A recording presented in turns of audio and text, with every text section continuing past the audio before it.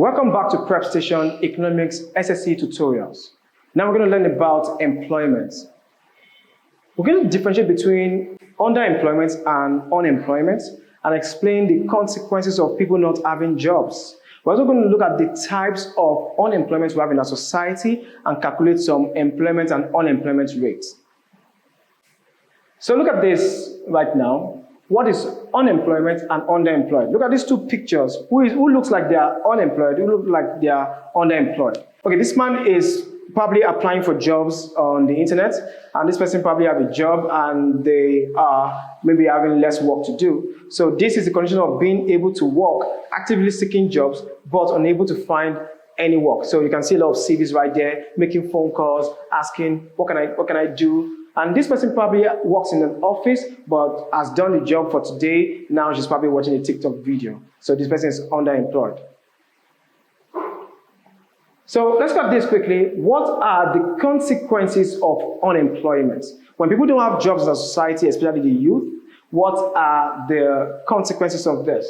One, we have higher crime rates. We have more people committing crimes, doing vices in society. We have lower productivity because we have less goods and services that we could have produced. Because we have idle people, we are wasting resources. Humans are also resources.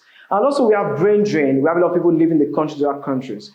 Because we have so many jobs created in developed countries today, people leave Nigeria to other countries so they can get jobs. And we have more poverty, and that means more people are actually poor without means of sustenance. We have low revenue, and there's still more reasons why we shouldn't have unemployment, or we should have low rates of unemployment in any country. So these reasons are not exhausted. So what are types of unemployment in our society? So each of these pictures probably might give you an idea of the types of unemployment we have in society. Number one is seasonal. So this happens a lot with agricultural firms or with people that are farmers. There are seasons when they are working, seasons when they are resting. Or not only agricultural firms, it also affects people who are on contract. They have seasonal unemployment. We have structural. This is caused by a mismatch in demand for a commodity, so people don't need them anymore. So the day PrepStation finds robots that can do this exact work I'm doing, then I can actually sit home and eat burgers on my couch. So this structural unemployment. Also, not only technology does this, so of course we have other things that can do this. We have cyclical unemployment. This happens during a recession, when the economy is having a downturn. And we have residual unemployment when people are incapacitated, they have some form of disability, they're disabled, they cannot find work.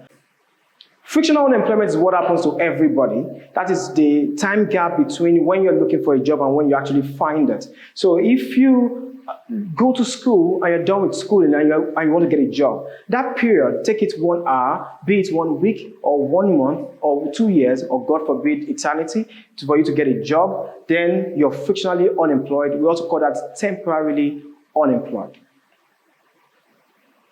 So let's do some calculations quickly. If a country has 34 million males and 11 million females actively working with 5 million people looking for a job, what is the unemployment rate in this?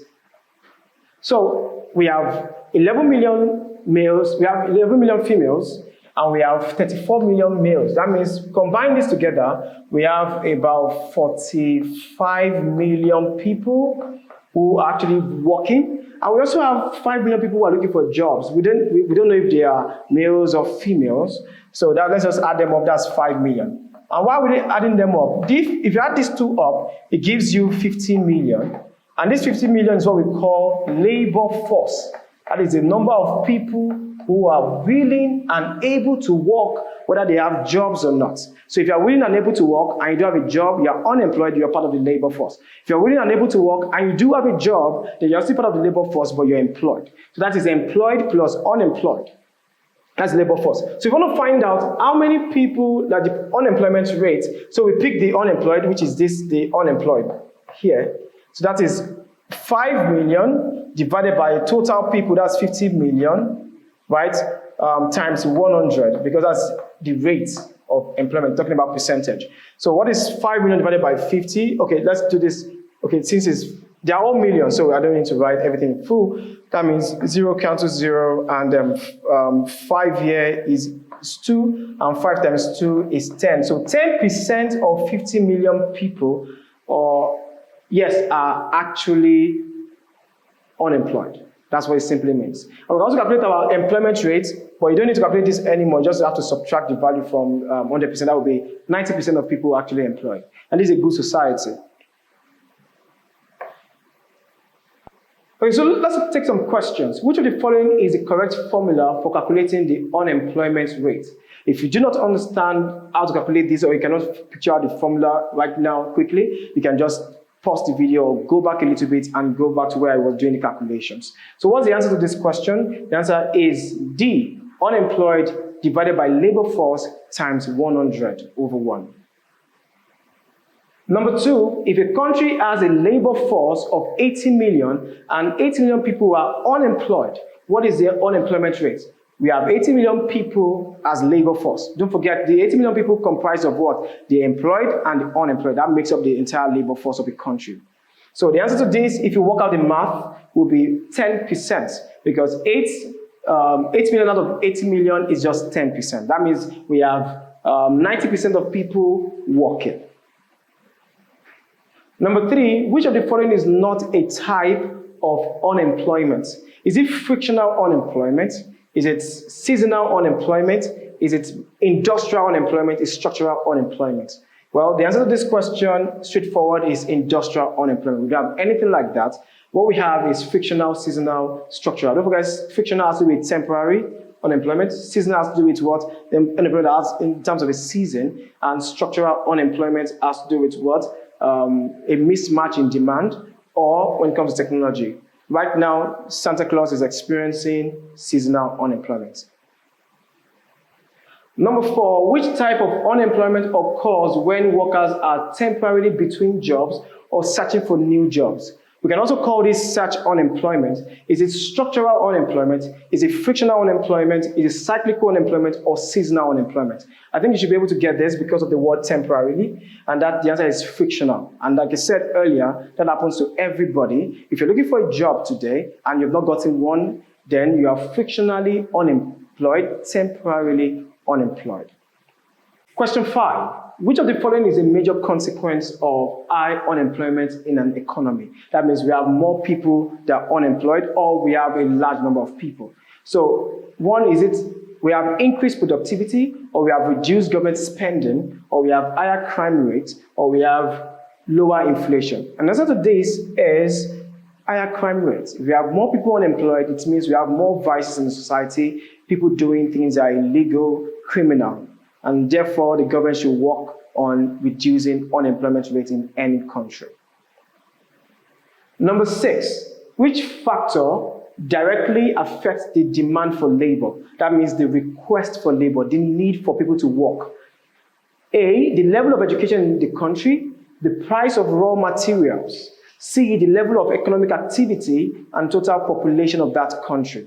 The answer to this question is C, the level of economic activity. That determines the demand for labor, how many people want to employ, or employers are seeking for jobs. Number 7, what is the size of the labor force in a country with 100 million people, where 60 million are working age individuals and 50 million are either employed or actively looking for work? So we have 60 million who are working age individuals. They are capable of working, but 50 million are either employed or actively looking for work. So what's the answer? The answer here is 50 million people, because being of working age does not mean you want to work. So people want to work, and or they can work, they are of the age to work, but they've chosen not to work because maybe they're rich or because they have other things to do. Number 8, which of the following describes cyclical unemployment? Is it caused by changes in technology? Is it caused by seasons? Or is it caused by downturn in the economy? Or is it caused by lack of education? And the answer to that question is downturn in the economy. When we draw a production possibility curve, when it shrinks inward, that is what we call a downturn, economic recession. Number 9, what happens to the supply of labor when wages increase? Does it decrease? Does it remain the same? Or does it increase as well? Or does it simply disappear? Of course, it never disappears. So the answer to that question is it increases. And the final question is, which of the following is an example of voluntary unemployment? Unemployment that is voluntary. Is it when a factory worker is laid off due to economic recession? Or is it a graduate refusing a job offer because of low wages? Or is it a farmer unemployed during the dry season?